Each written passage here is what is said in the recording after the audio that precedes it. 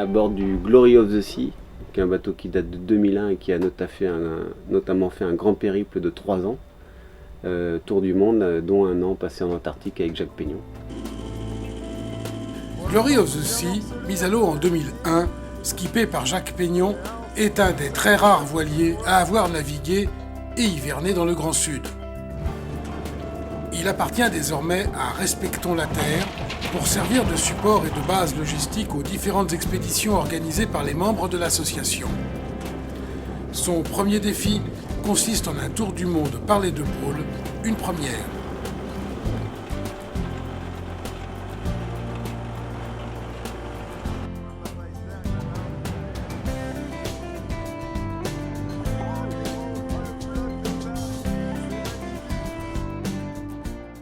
Donc oui, un 50 pieds, donc 15 mètres, coque alu, double peau. C'est-à-dire qu'on a une première peau d'alu, on a 12 cm de mousse pour avoir un bateau bien isolé dans ces endroits-là. Une deuxième peau. Et puis les particularités de ce bateau sont, on va dire que c'est un petit peu un petit aras, puisqu'il a les dérives relevables entièrement, les safrans relevables hydrauliques, et puis l'arbre d'hélice, c'est-à-dire qu'on en fait une vraie petite savonnette qu'on peut poser dans la glace en cas de souci ou pouvoir aller s'échouer dans les moindres coins. Toute la partie de commande, donc avec table à carte, donc informatique, téléphone satellite et tout ce qui est électronique et électricité.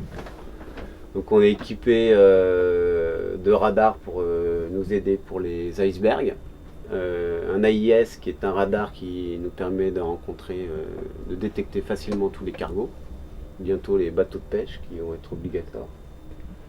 Et donc dessus, tout ce qui est partie électricité pure d'un bateau, donc tout ce qui est éclairage mouillage, tout ce qui est les pompes, puisque le bateau est équipé de plusieurs pompes, notamment pompes électriques pour l'eau douce, les pompes d'assèchement. Et en fait tout circuit le bateau est bien étudié pour ça, pour toujours pouvoir être autonome. C'est-à-dire que même si on est en pompe électrique, il y a un circuit possible manuel, quoi. Voilà, ça c'est important sur un bateau comme ça.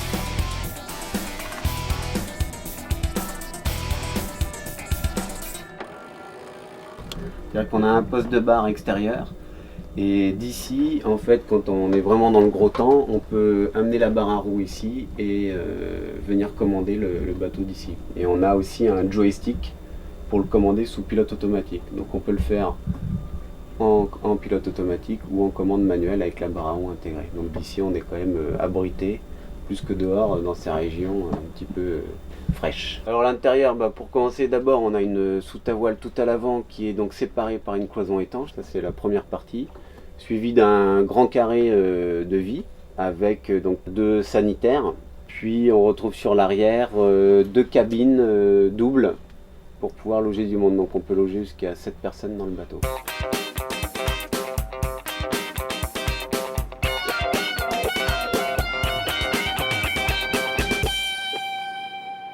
Donc 3 grandes toulines, donc il y en a une à l'avant, 2 à l'arrière et on en a une dans la soute à voile encore. Ça sert énormément puisque si on mouille pas, on va s'amarrer à tout ce qui est rocher ou bloc de glace. Donc il faut qu'on puisse pouvoir envoyer des grandes longueurs d'amarres et notamment ce sont des amarres qui flottent pour pouvoir facilement les trimballer, sinon elles vont vite se prendre dans la glace et tout, c'est compliqué si jamais elles coulent. La partie pied de mât, donc on a pour commencer un Maël, 18 mètres 70 de mât, et on a après donc une grand voile latée, efficace et qui doit faire dans les 60 mètres carrés, équipé d'un génois devant en rouleur et donc 2 trinquettes possibles. Ensuite on a donc les 2 dérives. Donc ce sont 2 dérives relevables à l'aide de palans qu'on remonte au winch électrique à l'arrière, palans qui vont dans le mât. Et après sur toute la longueur, donc 3,20 m de tirant d'eau, et tous les 30 cm, on a un verrouillage possible de la quille. Donc avec ce système-là, voilà, même là en position basse, on les verrouille tout simplement avec un axe. Voilà. Christian, en pleine démonstration, nous montre que dans le gros temps, c'est intéressant. On a dit les radars pour surveiller les glaces, mais aussi de l'intérieur, on a des postes de veille, notamment à la bulle, pour repérer l'horizon, repérer les icebergs. Et c'est le silencieux du moteur, puisque le moteur est bien spécifique, puisque c'est un moteur à refroidissement à air, donc qui ne prend pas l'eau de mer, puisqu'une fois qu'on a les glaces, ça devient délicat, quoi. Donc il a son propre réservoir qu'on appelle un kill cooling de liquide de refroidissement. Donc c'est un moteur qui est autonome, c'est-à-dire que le bateau, une fois posé sur la glace, le moteur peut toujours tourner pour alimenter les batteries. Voilà, donc on continue dans cette zone-là. Donc on a ici la commande hydraulique. Donc on a les deux safrans, on a l'arbre d'hélice et puis la bordure de grand voile, quoi.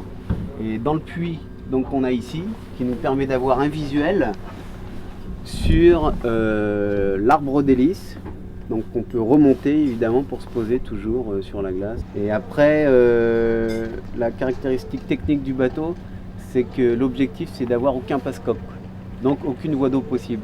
Donc tout revient dans cette caisse ici, quoi. L'arbre d'hélice, mais les sondeurs, speedo sont ici, les évacuations aussi. Donc voilà, tout est dans cette caisse ici. Donc s'il y a un problème, on sait que c'est ici, ça ne peut pas être ailleurs puisqu'on n'a aucun passage, aucun passe-coque.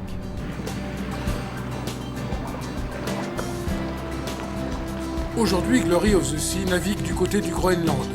Prologue avant le tour du monde par les deux pôles.